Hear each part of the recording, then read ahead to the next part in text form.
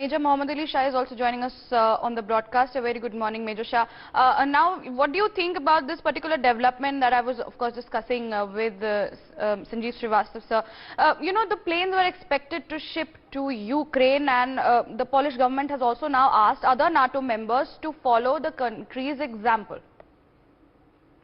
Yes, I totally agree with Mr. Srivastava over there, and also the US has their own reasons. I mean, they have their own strategies, they have their own things in mind. So it's not really right now. One can make speculation, one can make assessments, but at the end of the day, these aircraft are Russian made. And now they would think that, okay, they are Russian made, they would be used against Russia in a way. Because Ukraine and NATO troops are actually, I would say, they are already supporting Ukraine in the guise of volunteers. So they haven't officially or formally gotten there, but that is my assessment. I think these are NATO troops who are actually helping out Ukraine in a large manner. So yes, they have their reasons. So that's what I could say on that. All right, Major Shah, come on in here now. This trend of companies like from various sector, be it tech, automobile, retail, entertainment, it all began after this particular invasion of Russia. How do you think the people of Russia, of course, they are going to suffer, somehow now going to react on this particular situation wherein the production and the sale of these big companies now come suspended in Russia? Most of the companies in Russia are going to suffer. In fact, Russia is going to drown economically regarding its import, exports, trade, and most of the companies are going to shut down. There's no question, there's no denying that at all. Along with that, they will take other nations. Ukraine is going to go along with them. Ukraine is going to get finished by them. And I see the spirit of Ukrainians going to be fighting till the last breath, till the time they breathe. They will fight. Apart from that, they will take the other world countries along. The countries who, like, say for example, India. We are not even close by. We are not even close to either Ukraine or Europe, but we would be affected. Similarly, other countries would be affected. Now, the company which would actually shut down, I'm not surprised at all. This had to happen. This would be happening, and I'm sure President Vladimir Putin had calculated that. He had foreseen it. He had assumed it. But one thing where he went wrong was miscalculating the attack. He thought he'll probably take over Kyiv within a day or two. So the companies which are going to be suffering would not suffer that much. It would all end within a day or two. But it's like an ant giving a tough fight to an elephant by entering the trunk. So yes, so most of these companies, you can see in Ukraine, you can see the damages on TV screens, the kind of damage that Russia done on Ukraine. But what we do not see, the invisible damage that is also happening in Russia, apart from the casualties of the military personnel, apart from the casualties of the armored vehicles, there is heavy casualty happening on the economy front as well. The ruble has gone down. It's gone down. I mean, never in the history of Russia has the ruble gone down so much. So yes, these companies are, I think it's a near end to them actually. Right, of course. Major Shah, come on in here. First it was the sanctions that were made on Russia, and now, of course, oil imports are being banned from Russia in the US. What do you think should be the next step of action from US? Because after all, the people who are suffering in Ukraine are the ones, in a position where, they are not able to deal with the situation happening. And on the other hand, leaders are, of course, imposing sanctions and making out comments. And like we rightly said in the previous conversation with Mr. Srivastava, that Biden clearly says Putin cannot acquire the entire of Ukraine. But slowly and steadily, we see the NATO and the US coming out and making moves to somehow counter Russia. See, I agree with President Joe Biden. He is right when he says that Russia will win it might win all the battles, all right. There's no doubt about that. But it will not win the war.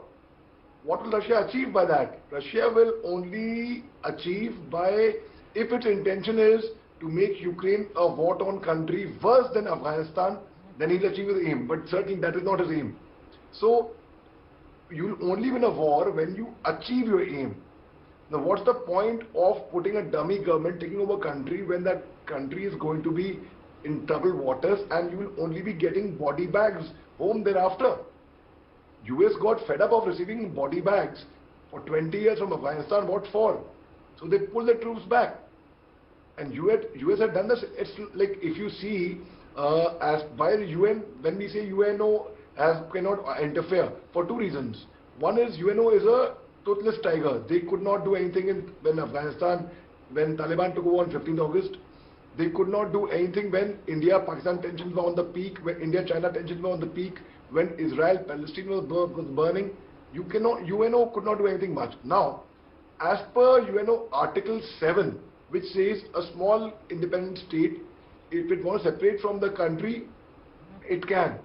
So here, that is what exactly, and UN is controlled by America.